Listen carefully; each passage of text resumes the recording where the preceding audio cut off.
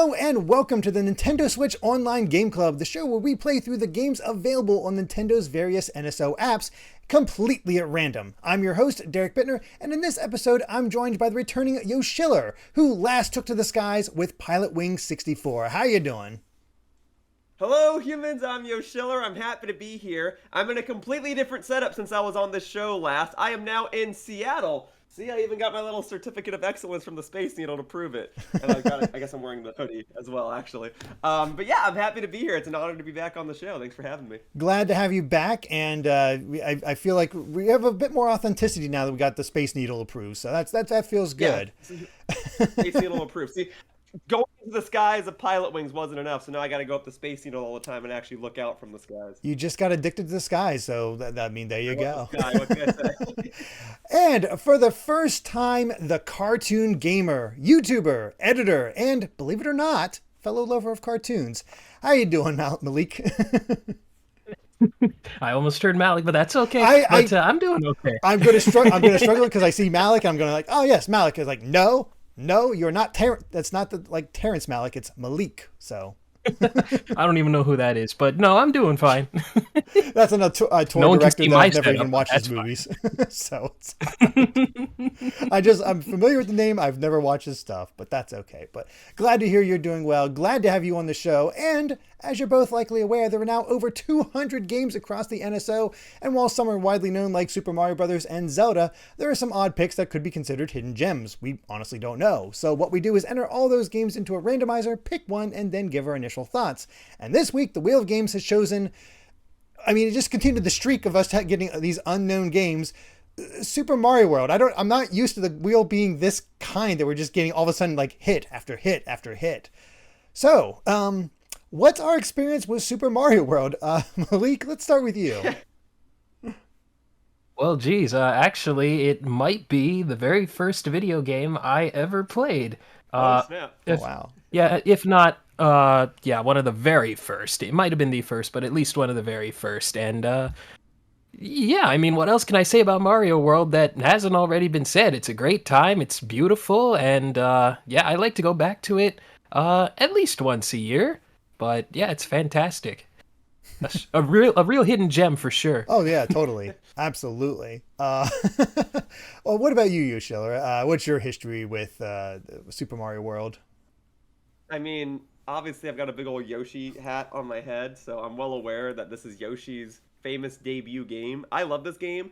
Granted, I first played the Game Boy Advance version. That's just the version I grew up with. I was a 90s kid, but I was born in the middle of the 90s. So by the time I was actually playing games, it was Nintendo 64, kind of late Game Boy era. So I did grow up with the Game Boy Advance version. I have since then gone back and played the Super Nintendo version multiple times. In fact, I've even already played it co-op on NSO. Like I played it online with a friend and we just sat down and played the entire game in one 6-hour sitting. So I love this game. However, I'll give you this.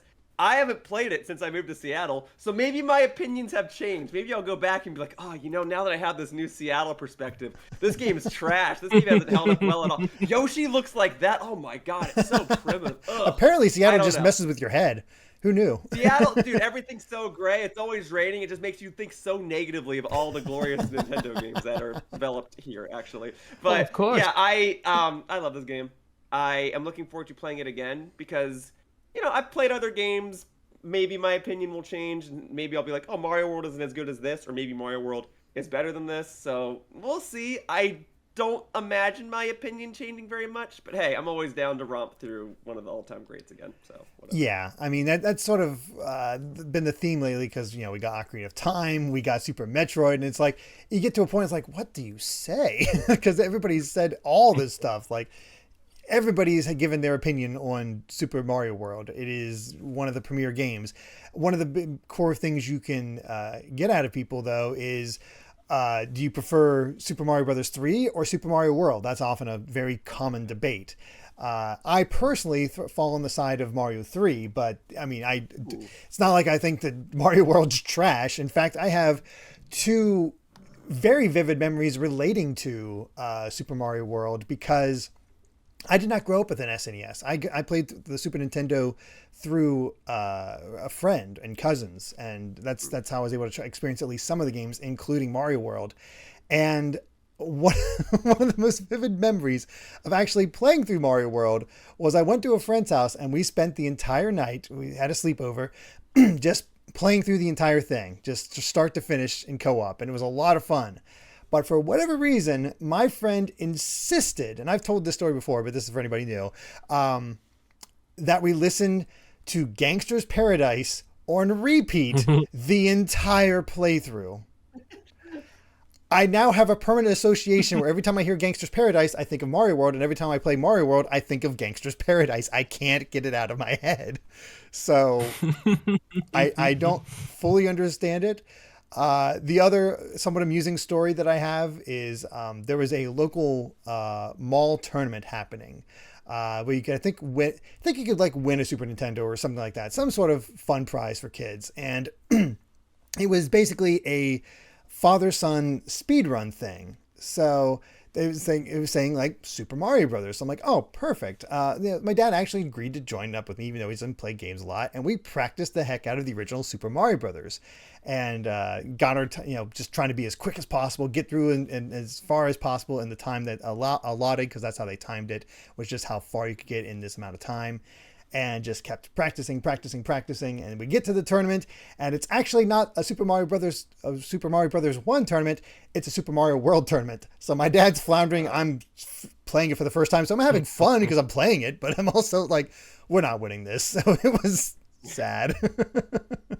I mean, I have a similar story, but it's with New Super Mario Bros. U. I was with my friend. His username would be Shruby, but Nintendo was going around promoting the Wii U, and they had a New Super Mario Bros. U challenge, and whoever like got the fastest time on the first level was the winner. So one person was the platform creator, and one person actually had to speedrun the level. And we did win. Oh, nice! And I have like a little, like a Yoshi plushie that I got from that. And I'm just bringing that up, one, because it's a Mario game, and you were talking about competitions. But two, it was very fitting that I got a Yoshi plushie because Yoshi happens to be my favorite character. Mm-hmm. So tying that all back in though, so yeah, Super Mario World is the debut game for Yoshi. I did not know that growing up. I actually just liked Yoshi from Yoshi's Island, but Super Mario World will always have a special place in my heart because like growing up I only had a couple games, and so I had my Game Boy Advance games, and it was Pokemon, Yoshi's Island, Kirby, and then Super Mario World. So by the time I went back and played the Super Nintendo version, like I wasn't aware that the Game Boy Advance version was even a port. But I went back and played the Super Nintendo version, and it just like clicked with me immediately. So in that regard, I guess I technically like the Game Boy Advance version more. And then when you talk about the debate between Mario World and Mario 3, I like Mario World more, just because I have more childhood attachment to it, and I didn't play Mario 3 until like Wii Virtual Console. Right. So right. I think Mario World in that regard I'll always have a bias toward it. Mm-hmm. But I also think it's just like the better game. So, I don't know. Yeah, that's my opinion. Malik, do you have any personal stories related to Mario World? Because it is so ubiquitous. So let's see. I will say that like a lot of people my age would probably have played the Game Boy Advance version first, like Yoshiller did, but I was in a very interesting situation where the Super Nintendo was already in the house before I was born. And yeah, I mean, ordinarily I wouldn't have been able to.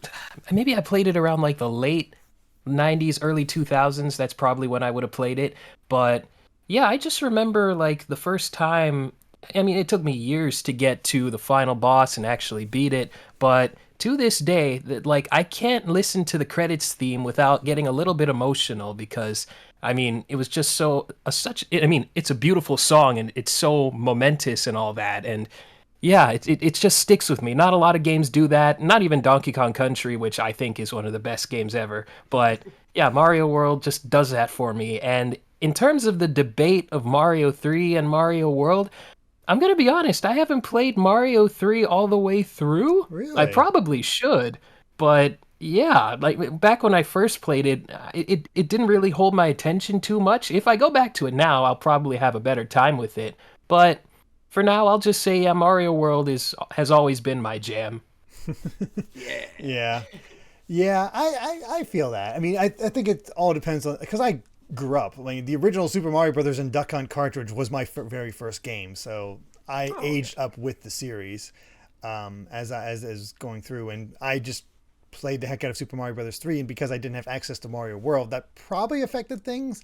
But I also like the variety of powers in Super Mario 3 compared to World. I think that also had a big effect on me. And obviously the cape is overpowered as hell. It's probably one of the best power-ups I'll give you that. ever. There are more power-ups in 3. Like that's objectively true, and that's more fun. I'll give you that. But yeah, it's just a really good game. And to go to the whole Yoshi aspect, I don't know if people these days remember, who are like, I guess your ages and maybe even later that were born. Yoshi was a phenomenon, I think, on the level of the introduction of Sonic. Like Yoshi was the thing. It was Yoshi was the star of all the Happy Meals toys that had anything Mario related. They, fast tracked the Super Mario World cartoon and had Yoshi be prominent in all that thing, where they gave him a god awful voice. Well, I know they obviously they wanted Yoshi to be the next big thing, so then they went and made a game called Yoshi, which didn't really feature much Yoshi in it. It was Mario stacking plates. And then they also made Yoshi's Cookie, and then would go on to make Yoshi's Island. Like, I get it. Yoshi was a very big phenomenon. I guess I caught the tail end of that, because even going into N64 era, like, Yoshi still had prominence, right? And he still, does. I know I watched a game show, and it was the Chase, and they had a question, Muncha Koopas is the last name of which fictional character? And the answer was Yoshi, and the host just goes everyone knows who Yoshi is. That just made me feel good. Usually there's this disconnect between television and gamers, but even then they were like, oh yeah, but we know who Yoshi is. Yoshi's one of the most famous fictional characters of all time, and that's cool to see. But the idea of Mario World coming out and Yoshi being a selling point, I don't know if we've lived through another situation like that, because Mario Galaxy came out, but Rosalina wasn't a selling point, right? Mario Odyssey came out. She has Cappy fans.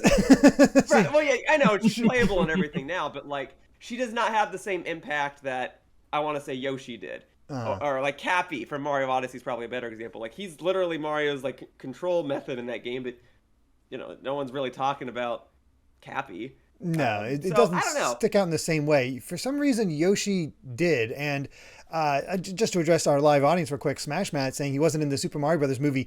He wasn't, but he was the stinger. And that shows you he's a selling point. That's the thing. Well, he's the promise of the sequel. Yeah. He's in the background of one quick establishing shot when Mario, Peach, and Toad are traveling. But not the green one. Not the green one. That's true. That's true. That's I was like, ooh, Yoshi's going to be in the next one. He's actually going to be part of the team. How's that going to go? That's again a selling point. I remember the original Super Mario Brothers movie. Oh my God, it's Yoshi. It's a weird dinosaur thing, but I still freaked out by it. That's cool. Freaked out, yes, actually. You were freaked out. You didn't freak out. That's very true. But yeah, it's Mario World. I feel like we know how this is all going to go, but it's going to be fun to revisit, see if there's any quibbles that we have, issues here and there about how maybe the game is structured or anything like that, or if we're going to come back and be it's great. Because in both the cases of previous weeks with Super Metroid and Ocarina of Time, we were able to okay, there's a little problems here with this, there's little problems here with that, but it doesn't take away from the fact that it's still a great game. Because they have they're starting to show their age. I'm curious what kind of takeaway we're going to have for Mario World when we come back. So hey, do either of you have 6 hours on hand? You want to do a quick co-op romp of the game? Because I'm available. We can just knock it out right now. I can beat it in 30 minutes, unfortunately. Oh, wow. Not all 96 exits. You can't. Yeah, yeah. You can definitely beat the game that quick, but. I'll be talking about, oh yeah, Cookie World, Cookie World, that exists or whatever it was. You skipped the Forest of Illusions? Come on, man. Yeah. Trying to figure out how to get out of the Forest of Illusions. There's the tricky thing, yeah. What about that one secret exit where you have to abandon the Yoshi? Unless you're really good and you can cape underneath it. Exactly. Oh, it should be a lot of fun. But yes, we'll be back very soon for all of you, but after a week for all of us, as we get to play some Super Mario World Until then, You've played every Mario game. You've conquered every Mario game. You think you've mastered all there is to know about Mario. Well, you better think again. New Super Mario World, made possible by the power of the Super Nintendo Entertainment System. You've never faced the challenge of so many enemies, so many obstacles, so many levels. You've never needed help from a dinosaur before. Super Mario World, you get it only with a Super NES. It's part of the growing lineup of games for the next generation from Nintendo. You've got to play it. You've got to have it. You've got a reputation. Now you're playing with power. Superpower. and we're back after a week of playing Super Mario World for the Super Nintendo. It's something we're all familiar with, but what did we all think after applying a bit more of a critical eye? Malik, let's start with you. How did it feel to come back to Mario World? Well, to say to come back to it implies that I don't think about this game on a regular basis, but, it's just like coming back to something that I'm very familiar with Super Mario World, but I feel like it's evergreen. And I mean, yeah, that's a shocking revelation, am I right? But there's always something about it that I find really interesting that I didn't really pay attention to before, where it's like, oh, wait, here's a little secret here, here's a little nugget thing here. Like for the very first time last night, I did the secret ghost house boss with the big boo, which I don't think I've ever done myself, but I've definitely seen in passing. So yeah, just little surprises here and there. I don't think I've ever done that. Yeah, you're talking about the one in World 2 where if you beat it, you get access to like the top secret zone or something?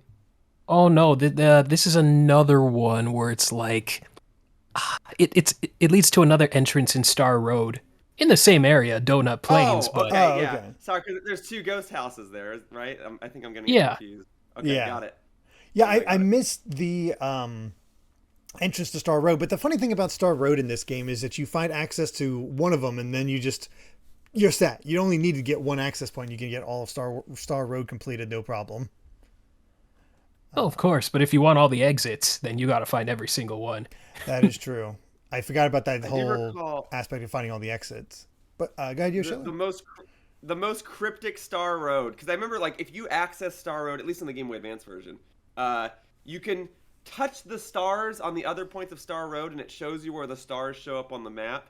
And then there's always the one that's just like in the middle of the water, and you're like, how the heck am I supposed to get that one? And then, as I got older and I played more of Mario World, you realize there's a secret exit on one of those bridge levels, and it takes you all the way down, and that's how you access Star Road. Now, how someone would figure that out as a 4 or 5-year-old, I don't know. But I feel like that's also kind of the magic of the game. Like, oh, hey, look, this path goes all the way into the water. I don't know. Did that bridge level have a red dot to start in? Because that'd be your indication. Yeah, you know what? It does, so that's how you would know. I never You read would the not realize instructions. that's how you connect it. Yeah. I never read the I instructions. didn't have an instruction manual. Well, that's what I'm saying. Those hit blocks that you can hit, because it says in one of those, like, levels marked with a red dot have a second exit to find. Happy hunting or something like That that. doesn't help you with the ghost houses. The ghost houses aren't a red dot, and all That of is- but one, I think, have a secret exit. Yeah, So, that's whatever. also true. But at least it gets you on the right track. But yeah, you're right. You're yeah. absolutely right. You just have to know for the ghost houses, I guess, which is kind of the fun of those levels, I guess. Sorry, I totally took away from Cartoon Gamers' time. If you wanted to keep talking, go ahead. Cool. I was going to say on the topic of like the bridge area, one thing that never sat right with me with Mario World was the fact that, everything is called like they're named after like pastries or food, like Soda Lake or Cheese Bridge. And with the exception of Chocolate Island, nothing resembles, it always bothered me, nothing resembles what it looks like. They're just being cute. It was like, Donut Plains. And I'm like, where are the donuts? Wait, you don't think Illusion Forest gives an illusion? I don't know. But Where's the I know cheese you're- bridge? Where's the know what you're cheese? It always bothered me. I don't know about you guys, did you ever think about that? Where it's like, again, Chocolate Island, they at least tried. Everything has like a brown hue to it, but everything else is like, where's the soda? Where's the cheese? Where's the donuts? I guess I never thought about it, but that's a valid point. I honestly never did. It just didn't occur to me. It's like, oh yeah, Donut Plains, whatever. Just because they didn't have Yeah, like. because I guess You don't think about it as a I kid, and then you get older, and then you're like, that's the Donut Plains, of course. Yeah, to me, I just see it as like a naming scheme, right? Like how every Pokemon game, the towns have a naming scheme, and in the first two generations, it's colors. And you might argue, well, if you play it on the like classic Game Boy, the hue will actually match the color of the town name. But I see it more as like, you know, when Google or even Nintendo creates a new project, it's called like Project Donut, Project Cafe, Project Macaroni, or something. Like I just see it as a naming convention. So I guess I never really thought about it. But now that you're bringing it up, it's like, yeah, why couldn't they just make like the bridge yellow, or why couldn't they make the lake purple or something? Like, I don't know. Maybe they did try and it didn't look as good, but that is a valid point. I wonder if it was an American creation, like that's just what the Americans called it, and for the trans, yeah, in Japan just like normal whatever stuff. I honestly I don't know for a fact, but it doesn't fit, like it's not a consistent scheme because we have Yoshi's Island and, as you said, Forest of Illusion. Where's the food items in that? So Yeah. So I just did a quick search up. I think they do keep the same naming scheme. Like Donut Plains is also called Donut Plains, and et cetera, et cetera. But then I yeah, have no no, idea. maybe it's just because I like sweets and stuff. But it's like, yeah, always bothered me ever since I was little. Because they do it with Chocolate Island. They Yeah. actually tried. Everything else is like, just put donuts in there. Eclair Lake, why not? Why not? Sure, it works. What did you notice playing through it again, Yoshiller? So I've played through this game a dozen times. I already have a completed save file on the Nintendo Switch Online version.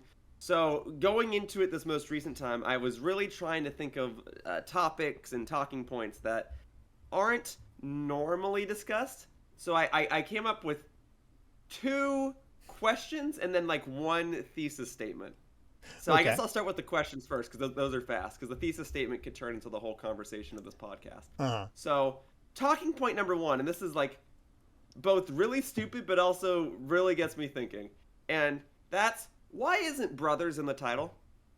Like, it's Super Mario Brothers 1, 2, 3, and then just Super Mario World. And I was thinking, oh, well, maybe that's because Brothers is reserved for the 2D games, right? Because later on you would get New Super Mario Brothers, and then you would get Super Mario Brothers Wonder.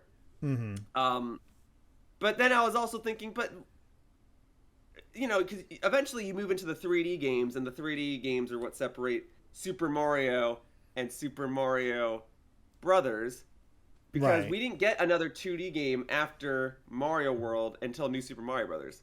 So, like, why do they decide to drop the brothers here? Like, Luigi's still playable just as much as he is in Super Mario Brothers 1 and 3, anyway. Maybe it's because it's meant to be a signifying a step forward, an expansion of the Mario concept. So we were just brothers before. Now we have this entire world. And the 64 is us going to 3D. Sunshine is islands, I guess, and then of course Galaxy and Odyssey. But that's my best guess. Because I was thinking, like, okay, it's just Super Mario 64 because Luigi's not playable in it. You know, L is real, whatever. But Luigi's not supposed to be playable in it. And Sunshine, Luigi's not playable in it. He is in Galaxy, but he's like an unlockable, right? So I understand that you wouldn't want to put Brothers in the title of that game. So I was thinking, like, is it supposed to be that just Super Mario is the 3D games and Super Mario Brothers is the 2D games?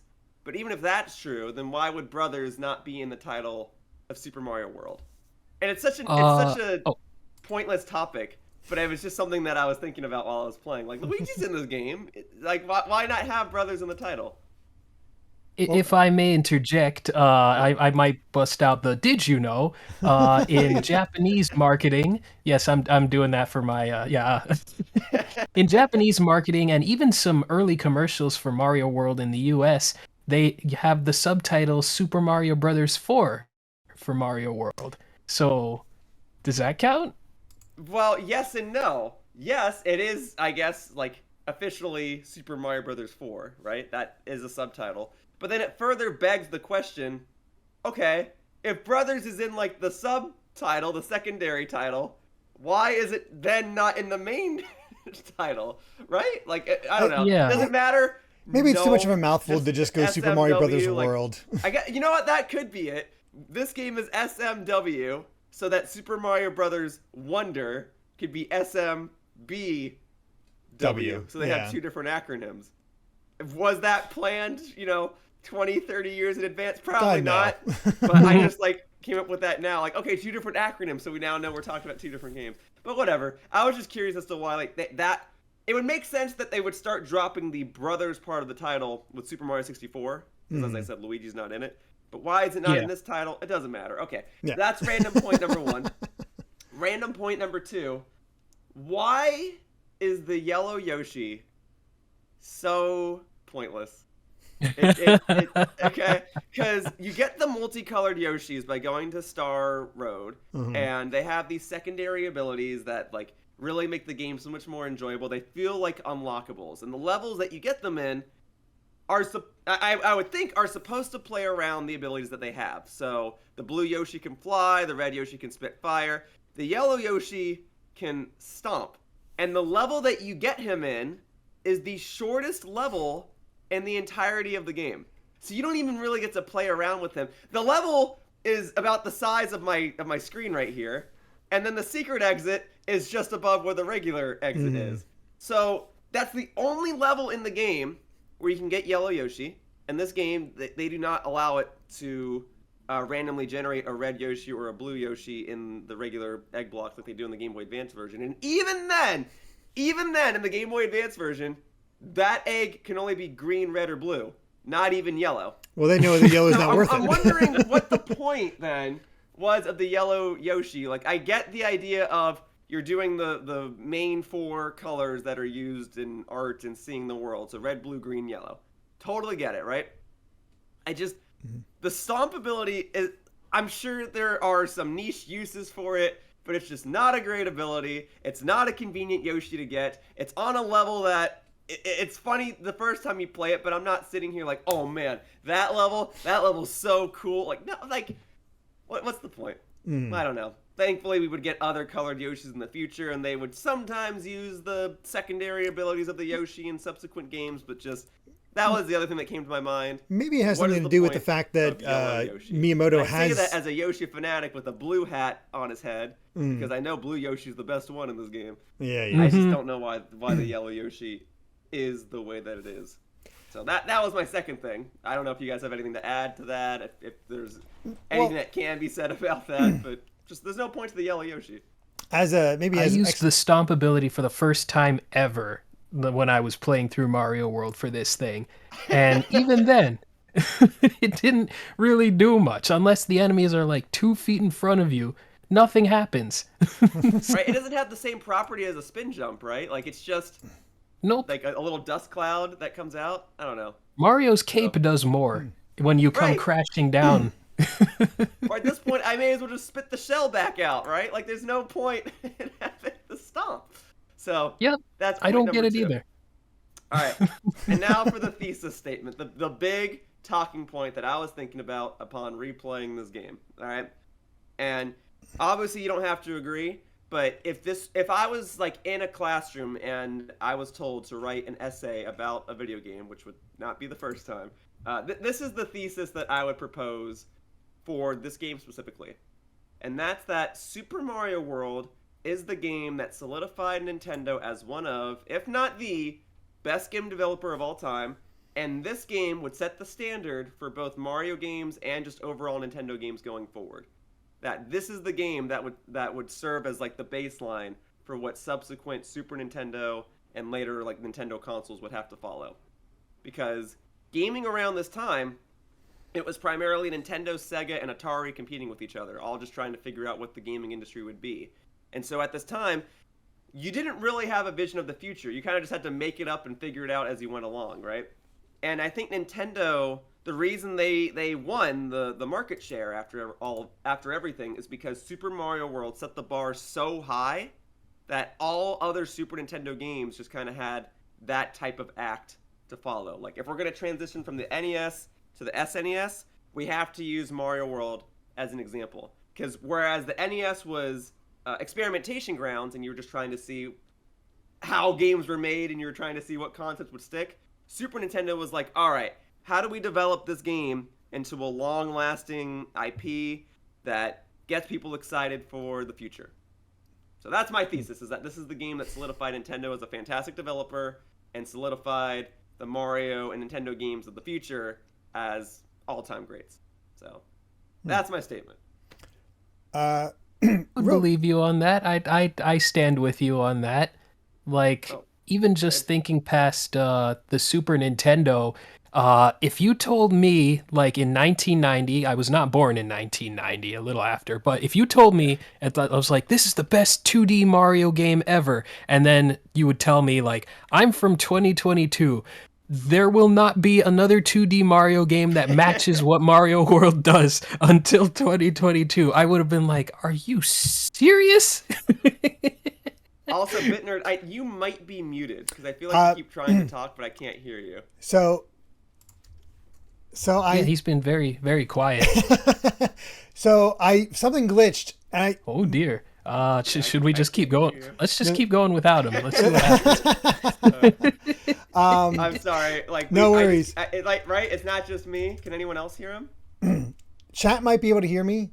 Nope. It seems like nobody can right now. Okay. So. Oh wait. Nope. Seems like the chat can So hear him. It's Discord. I can't hear him either. It's Discord. Should I leave the call and rejoin? Is that gonna mess stuff up? Apparently, it's Discord. I think we need to restart. So. Sorry, I feel like we keep cutting him. Like, he keeps trying to talk.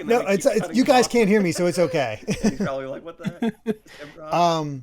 Says he really might need how's to your American restart. Sign Language? Offensive. Sorry, I used to know the alphabet. I can't do it anymore. No, my sign language is offensive. We need to restart. Okay. I'm yeah. fine with that. Should I leave the call then? I'm sorry. Yeah, I'll Sure, leave. let's try that. Just let me do it. Okay. Just let me. Okay.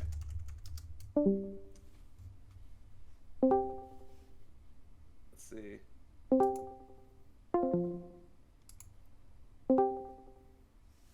Hello. All right. First things first. Can you guys actually hear me? Right. Yep, we can hear you. So it's my Discord issues that have been happening that caused this whole thing. So I went to look at something and like, how dare you use another program? How dare you use the internet? We're gonna just have a little bit of a staticky bit. And I looked at my voice and video. My mic was still input. Like, it was all good. There was literally nothing I could do. But now we have the other issue where if I try to go, because we already have my OBS going, whenever I try to turn on my camera, it's not going to work. Oh, wait. Oh, it did work. Oh, sweet. I'm not used to that. All right. Okay, yeah, you just come on. All right, cool. Good. I was like, oh God, it's going to be stuck. And that's why I was doing it. Because, yeah, I noticed it happening because you were talking about the Yellow Yoshi thing. And I'm like, Yoshi. I had a extension of that. But then you talked over. It was like, huh. He really wants to get this point out.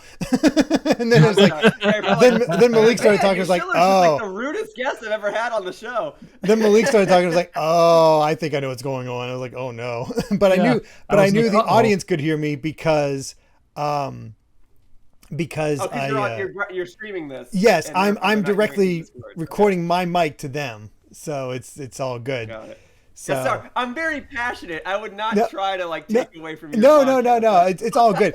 I'm like, fortunately, like, I'm not going to worry too much about it as far as that, just because, hey, you guys got it out there. You kept the conversation going nice and well. And I do let guests, just go for it when they have it. But yeah.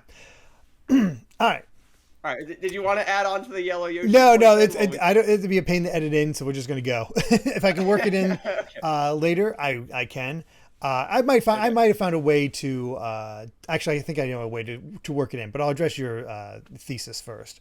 My thesis. All right. So yeah, where we left off then. So Malik was talking about how there would not be a 2D Mario until 2023. Right? Yeah, or something that lives up to this legacy. Yeah. All right. You're no worries.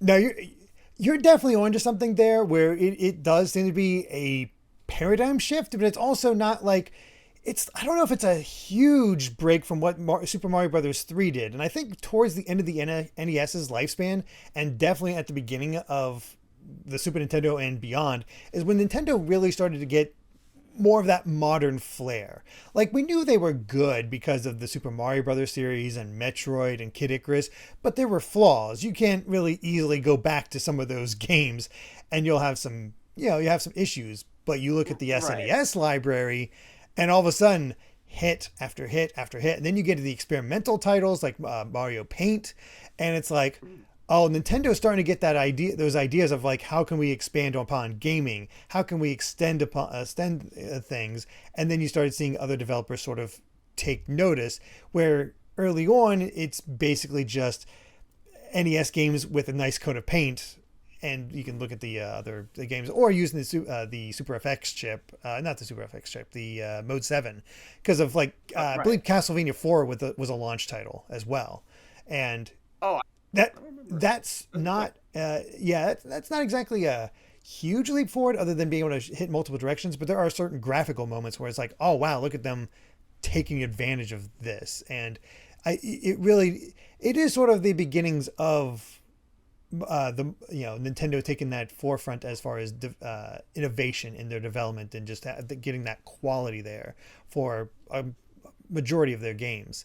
The interesting thing to me, though, in regards to that, is that you were talking about Yellow Yoshi before, and how it kind of seemed useless.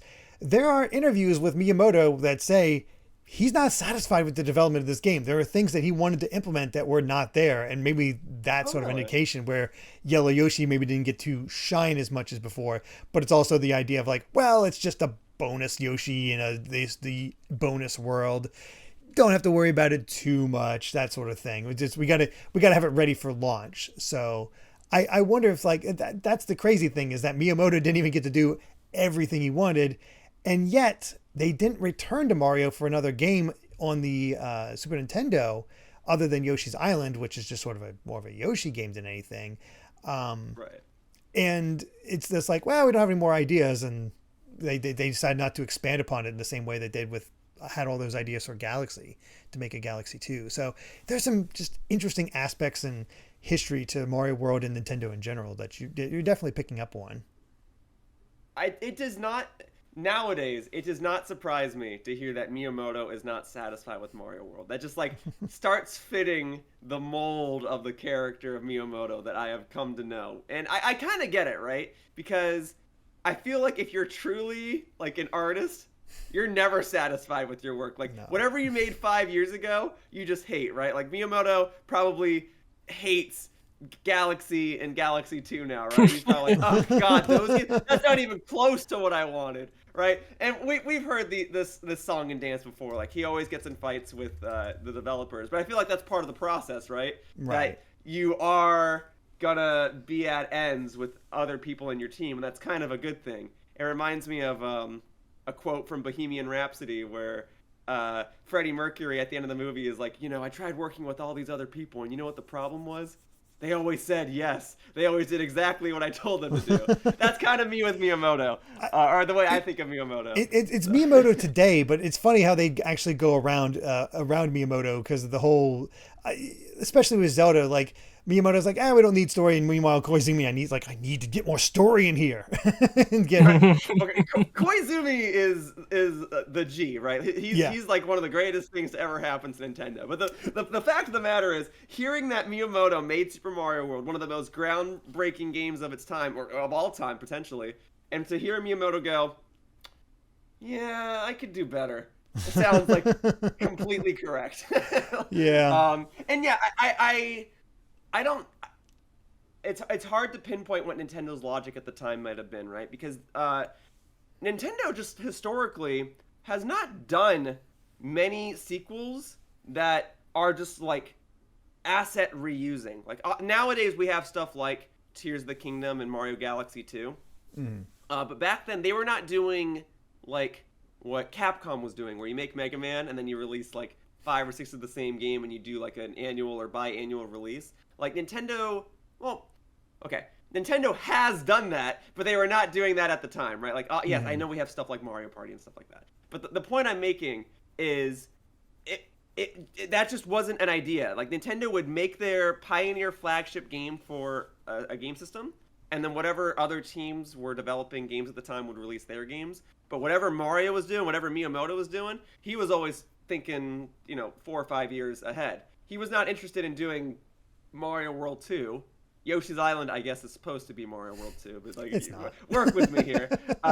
He was not interested in doing like Super Mario World, the second game, right? That was not his interest. Whatever Super Mario World was supposed to be, I get the feeling that when that came out, the plan was always to be, that's it. Whatever this game comes out as, like, that's it. And whatever ideas you have, save them for 4 or 5 years from now, or something akin to that.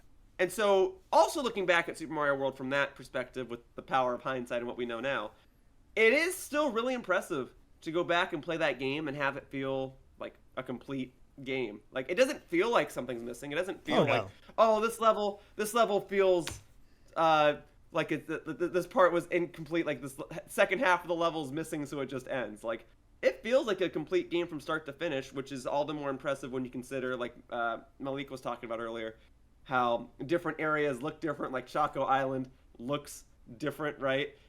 Forest of Illusions looks different. I know they don't all look like pastries, but they do at least show that, like, the ideas they had, they got to do. They fleshed out a beautiful world and created a full-fledged game that I think is really cool to look back on and see how well it holds up 30 years later.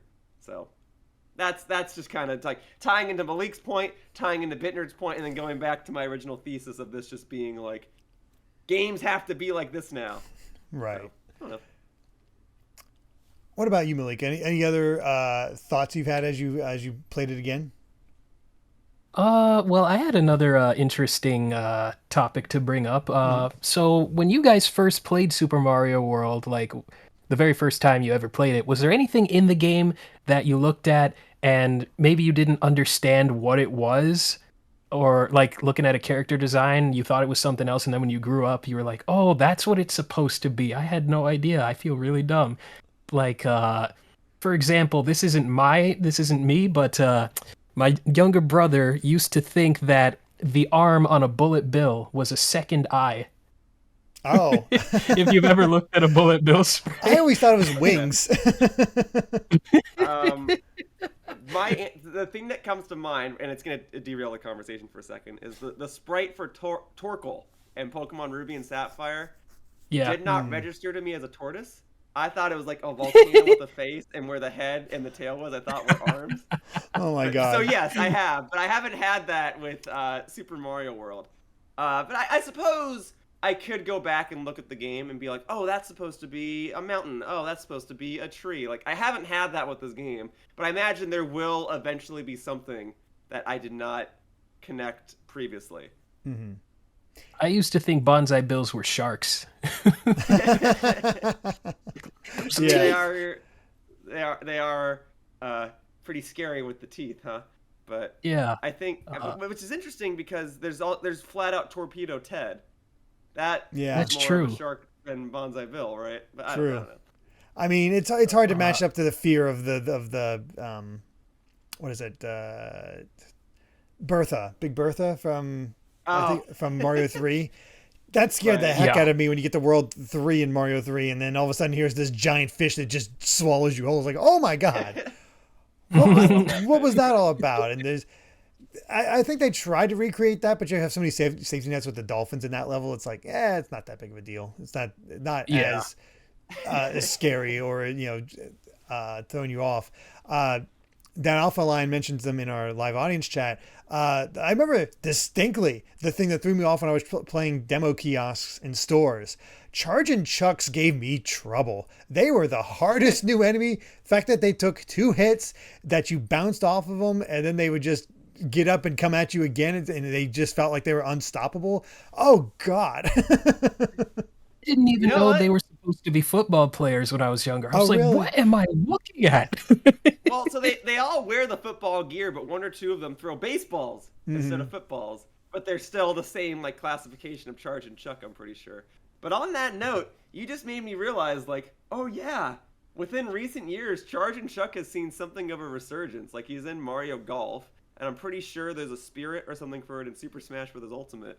So I'm 3D actually world, like yeah. thinking about how Super Mario World introduced a lot of enemies, and so many of them just, or not maybe, at least a couple of them just did not come back for the longest time. And I'm also thinking about how Ninja only appears on the Bowser's Castle level at the very end of the game. He's just kind of standing Oh there. yeah. And they're And not in the then he character would parade at the end. okay, they are in the character parade. That's true. No, they're You not. got They're me. not. You caught me. They don't show up in the credits. They don't. Yeah, they Oh, don't. Ninjas don't? Oh, I Nope. never thought about that. Now, I never thought to I look. have to see if they're in the Game Boy Advance version or not. I don't think those dinosaurs that where you hit them once, they scrunch down and you have to hit them again to take them out. I don't know if they've ever came back. Of course, you always they use the have. spin jump in order to do that. Oh, they have? In the Origami King of all things. Oh my yeah. god, you're so right. Forgot And about some It's so other that. bits. weird how so many Yeah. of these things are just like randomly absent, and so many other parts of this game are so prevalent in modern day Mario titles. Like, what else in this? Well, obviously Yoshi, right? Yoshi's in everything Yeah. now. The Koopalings have made a resurgence. They have, but I gotta say, I hate the colorization of the Koopalings in this game. Oh, it's not great. They've never looked good to me in this Look, game. I couldn't even remember which Koopaling was which until like 2014 when they were finally in Super Smash Brothers. Like I couldn't tell. The only one I knew was Wendy because she's the girl. Yeah, I knew didn't know Wendy which and one was I knew Iggy or Ludwig Lemmy. as well because he was the last one. And he had the Oh, wild Iggy, hair. He yeah. was like Beethoven, but those were the only two. I mixed up the Right. others. So I couldn't tell you. The Koopalings did not stick with me here, and I know they're also in the Mario World like show, but they all have different names. Like I get that they're all here, but the fact of the matter is, they would come back, right? The dolphin enemies have since come back.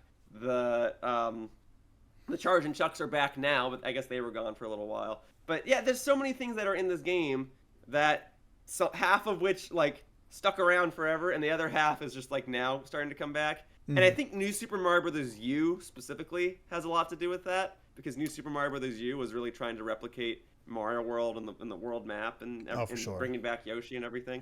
But yeah, just this game is such an anomaly with what it wants to keep in the Mario series and what it wants to just like brush aside. But it's not like they're ashamed of anything, because Ninjas and Charge and Chuck are back now. So I don't know if they just like forgot or just like, oh, this design isn't as popular. We're gonna go ahead and use Spike from New Super Mario Brothers Wii instead. Like I don't know, but It helps, I guess, design in this change game it up is so you don't constantly use the same enemies over and over again. But now I think the well is starting to run dry, so we're getting new enemies now, which is it's always right. nice. Honestly, one of the things that stayed in my mind as I played through the game this time around was, why is it that I prefer Mario 3 to Mario World, recognizing that both are great games? And I think really pondering on it this time, I realized sort of what kind of person gravitates towards each game.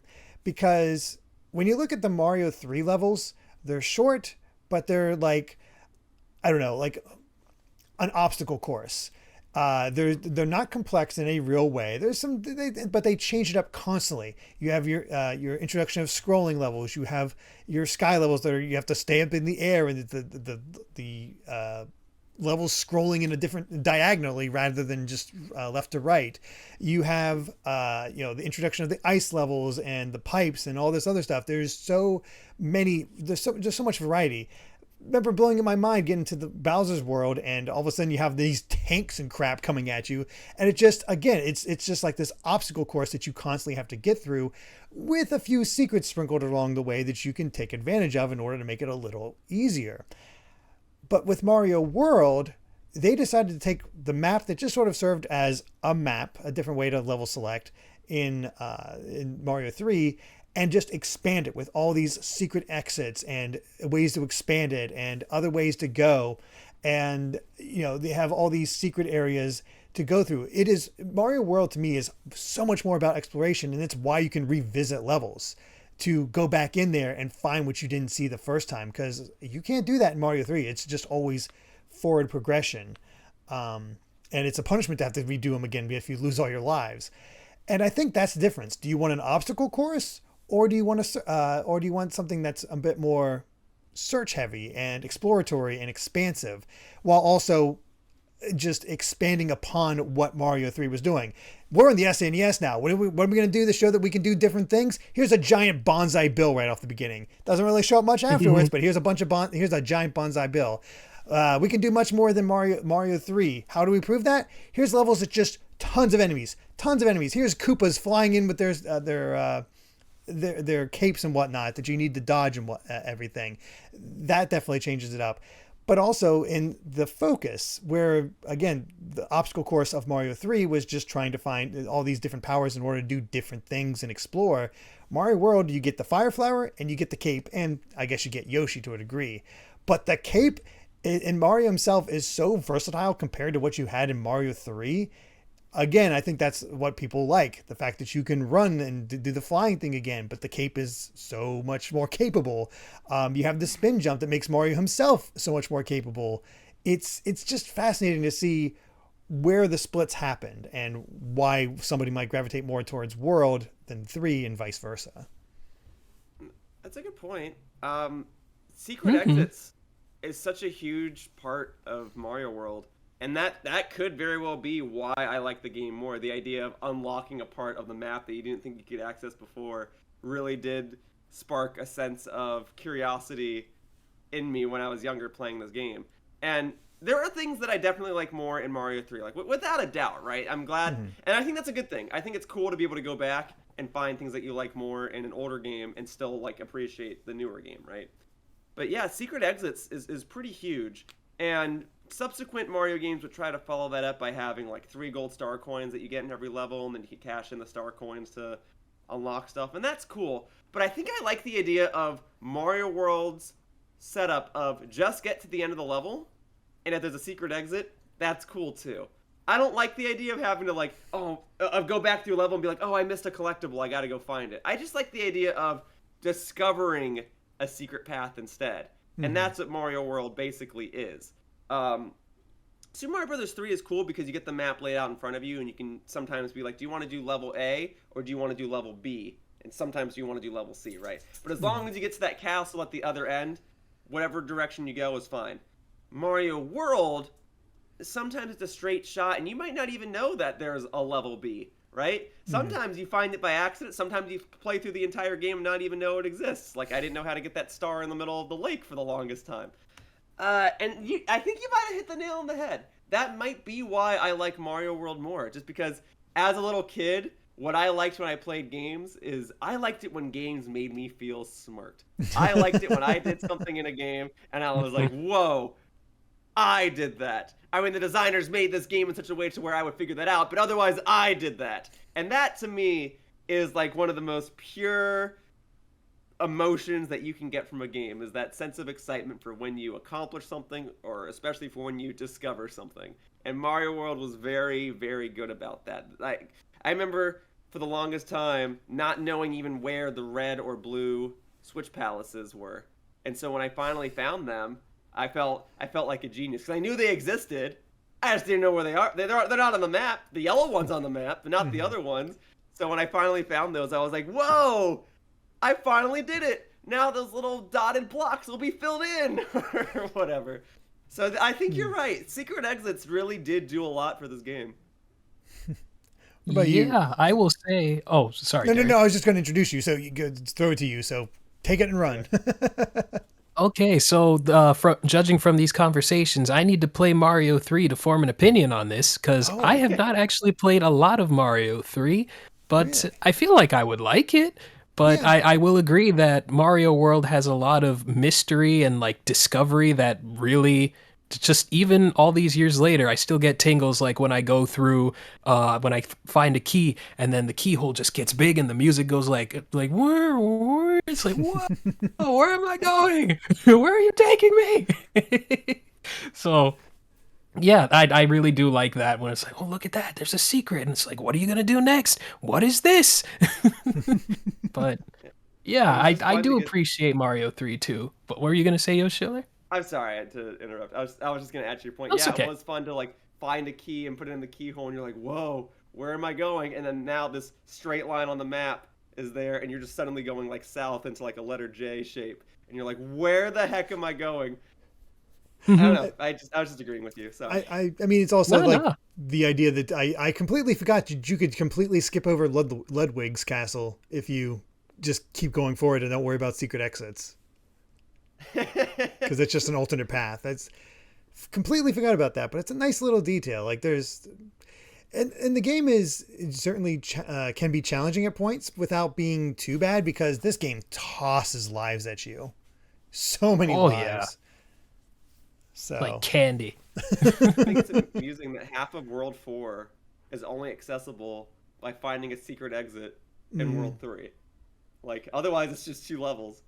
And it's like, all right, whatever. But it's just that's cool to me. Like I always knew there was an upper bridge, but how I get to that, I don't know. Gotta figure and it I out. feel as though I like it's cool that this type of idea has come back in games like New Super Mario Bros. U and Super Mario Bros. Wonder. But I really do feel like Super Mario World did the world map secret exit system just the best. And maybe that just has to do more with it being a sprite-based system, so it kind of like hides stuff a little better. Yeah, like now I'm just that's all I can think about is how excited I was when I was a little kid finding those secret exits. Because now when I replayed the game, I knew where they were, so I was kind of just speedrunning it. But I didn't take into consideration like how good did it feel to find those for the first time and be like, whoa, where am I going now? There's that cool. natural That's the best excitement feeling in the world. Yeah. So. It's like I wish more games did that, where you just found a key and then just like the keyhole just gets bigger. That's awesome, and it like sucks in like the power up in your reserve, and surrounding enemy sprites will like disappear along with you. If you've ever noticed that, it's like everything's getting sucked in today. You're all going with me. Let's go. Yep. Love it. Man, also, we mentioned the boo houses, but I think this is really where the boos took prominence because boos made their appearance in Mario 3, but they were just sort of an annoying enemy to kind of deal with. But the boo houses, all the different boo faces and the like the secrets and whatnot, this is where the boo lore is. And you kind of love it. It sticks out to you. Like just have this sort of kids like to be not terrified, but kind of scared. You know, it's like, oh, that's a little scary. I don't know about that, but then you conquer and you feel good. Oh, they terrified me when I first saw them, and the music certainly didn't help. I was like, I don't like the boo houses at all. If someone else can do this for me, then please. Yeah, these thank would you. absolutely go on to become a staple in Mario games. Like we have levels in Mario Kart that are explicitly based on the boo houses. We have boo houses as a theme for subsequent games and games like New Super Mario Brothers. And the boo houses are unique in this game for 2 reasons. One, I recall watching videos that talk about how these are the boo houses specifically are unique in design because they are some of the only levels that require you to go to the left instead of to the right. So that alone messes with how you play the game. And yeah, the idea that sometimes you have to solve some sort of like puzzle or understand some sort of sequence shown in the rooms to actually be able to exit the level. That's kind of cool. It's kind of frustrating if you're a little kid, but then when you solve it, you're like, oh. And I think getting that oh moment is so important in video games. Like that's something that people get from Zelda games or I guess like Metroid, right? When you're like, where do I go? Oh, I could blow open this wall. Oh, okay, Yeah, got it. everything So starts Mario clicking World, into place. Yeah, so the ghost houses are very good about making you go, what if I do this? What if I do this? And you just experiment with 3 or 4 different things until you get that oh moment. So yeah, I never gave them much thought because admittedly, I think just because of the music, I didn't care much for the ghost houses. Conceptually, I like them. I think they're a welcome addition to the game. I think I just wish they had better music so I could be a little more fond of them. But that's just like a personal taste. That's not a knock at the game or anything. If I could be critical, I might get flamed for this. I don't know, but Do it. Yeah, do it. Mario World's music is only okay to me. Now there's some amazing tracks in here. Don't get me wrong, but I don't think using the athletic theme as a leitmotif throughout the entire game works, at least in my opinion. I kind of get bored of it. It's like, yep, it's this song again. Yep, it's this sort of thing. It's just sort of like, it's good, but I get bored of it more easily. Whereas in Mario 3, it's like, something fresh and just, I don't know. It just sticks out with me more, but I'm also biased in that regard. But yeah, I don't know why, but the leitmotifs in games usually work out pretty well, but I think it was just so on the head that you just knew it. Like, even if you're a kid, you knew that these songs are being reused in different ways. I don't know. It just never quite click with me the same way. But again, there's some amazing songs in here. Oh, of course, I do understand that. I feel like, and I know that there's probably nothing to confirm this, but I feel like, we can get away with this. It's Mario. They'll eat it up no matter what we do. Just use the same leitmotif for everything. It's fine. That's what I think was going through their heads. Like, it's something you don't think about until you realize what later Mario games would do. Because at the time, and then you think about the first Super Mario Brothers game, there's like 5 songs in the entirety of the game. Mm-hmm. So when you go into Mario World, you're just so blown away by the visuals that you don't really think about how like certain parts of the game just were never upgraded. So you're right, it's a little weird to play like some of those Star Road levels where the background is like night and starry and you still have the basic like Yoshi's Island like Donut Plains music playing. Like, yeah, it could have done with 1 or 2 more songs if they weren't going to do like a change of music per world, right? Like Forest of Illusions probably should have had different music, or Choco Island probably should have had different music. You go to the Bowser's Castle area and there's 1 or 2 songs that are still like the regular Super Mario World theme, right? So yeah. I get that complaint. I wouldn't call the music bad. I would agree with you though that it's lacking variety, and I think later Mario games definitely fixed that. Like you go to a snow world and the songs have more bells and little like whistles in it. You go to a desert world and you get that trope of like having the little strums on the guitar. Or I'm not a musician. I don't know. I'm not either. Yeah, that's fine. You guys know what I'm trying to say. Like, yeah, later Mario games would remedy that. But you're right. Like the idea that the same 2 or 3 songs play over the course of these like 60 levels in the game. It's a valid complaint, especially when you're replaying it all these years later and you say, wow, newer Mario games are so cool.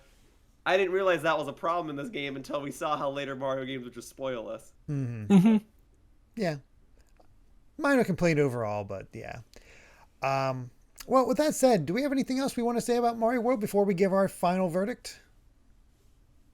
Nothing that hasn't been said already. I think we managed to squeeze a lot of interesting stuff out of this conversation. But yeah, I think I got no more to say. Cool. Well, with that, I think we've said all we wanted to say about Super Mario World, but what's our final verdict? Would you recommend it as an NSO or tell people to stay away with an NO? Yoshiller, let's start with you. I think anyone who plays video games should play Super Mario World at least once in their lifetime. And if you're going to get a Nintendo Switch and you're going to, play at least a couple multiplayer games, you may as well just play Mario World. It comes with your service. It's just a Super Nintendo game.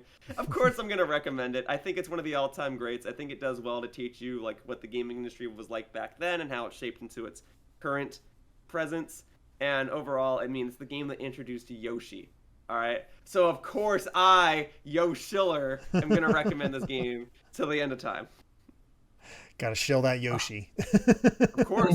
That's how I got the name, man, for shilling Yoshis, obviously. What about you, Malik? So before that, I just remember one thing that also unnerved me in Mario World was when Mario got a game over, and on the overworld he would have a halo, and that really disturbed me as a child. It's like, oh my god, he's dead. You killed Mario. I killed Mario, like, for real. But yeah, of course, Mario World I would recommend to anybody who hasn't played it, and if you have played it, play it again, son, because it's a good game, and I mean it's just a really fun time, even like 30-some years later, even after I've played it a bajillion times over already, I still had a blast playing through it again for the NSO Game Club. So yeah, it gets my wholehearted recommendation. Yeah, and I have to agree with both of you. This is the definition of a classic. It's why the platforming genre was so prevalent back in the day. You have the 3 original Marios, and you have Mario World just continuing that legacy where everybody's just chasing that to the point that Sonic was designed specifically to try to take down Mario. So this was the goals. These were the goals in order to take to really do it. And Nintendo found a way to just establish themselves as something different, as something just, well, the premiere of this whole thing, and just our various ways of talking about how this game sort of draws kids in and leads to that discovery. I think emphasizes that, and it's a fantastic time, no matter what your age, and it's really easy to go back to. So yeah. But what about all of you? Have you played Super Mario World before, or was this somehow your first time? And before we go, where can everyone find you guys at? Malik, let's start with you. Plug away. Okay, well, you can find me on my YouTube channel. I'm also on Twitter, Blue Sky, and blah, blah, blah. But I make videos about cartoons, video games, as my name implies. And I hope you don't hate it if you watch it. I don't think they will. I don't think. What about you, Yoshiller? Yeah, hello humans, I'm Yoshiller. I try to make videos as frequently as I can, almost every single day, although I do work a job now, so it's gotten harder. You can find me on YouTube as Yoshiller, you can find me on Twitter as Real Yoshiller, and then you might see my name pop up as an editor for a variety of other channels on YouTube. Yeah. And thank you both for joining me. And if all of you, screwed that one up, but that's okay. We'll keep it going. Thank you both for joining me. And if all of you joining us enjoyed this episode, let us know in the comments, and please consider supporting us at patreon.com/gvgaming, which includes our live audience tier that will allow you to watch Game Club live as it's being recorded. And there we go. Thank you. But now it's time for the Wheel of Games to choose next week's title, as I'm joined by my special guests. Can't talk. All right. No, that's the monster truck announcement. That's what we need on here. So the NES Bigfoot. Like... See, I thought you were going combo break. Oh, there we go. Let's get some Killer Instinct here. Why not? Yeah. All right. Let's do it. But now it's time for the Wheel of Games to choose next week's title, as I'm joined by my special guests, Clement and Uncle Silver. Are you both ready to see what game we're playing? Ready. Absolutely. Let's do it. Any fear? Any trepidation as we spin the wheel? You know mine. I don't want pinball. I don't want Nintendo pinball. No pinball. Okay, let's see if we can avoid pinball. All right, We'll spinning pinball, that wheel. We'll avoid what are we going to get this time around? Oh boy. Stunt Race FX for the Super Nintendo. Ooh. All right. Wow, I have not played that since the 90s. Good Lord. All right. I've only played one of bits two? and pieces. Yeah, pretty much. Yeah. Pretty much. So this will be interesting. So there you have it. We'll see you next time as we cover Stunt Race FX. Thanks for watching, and until next time, bye.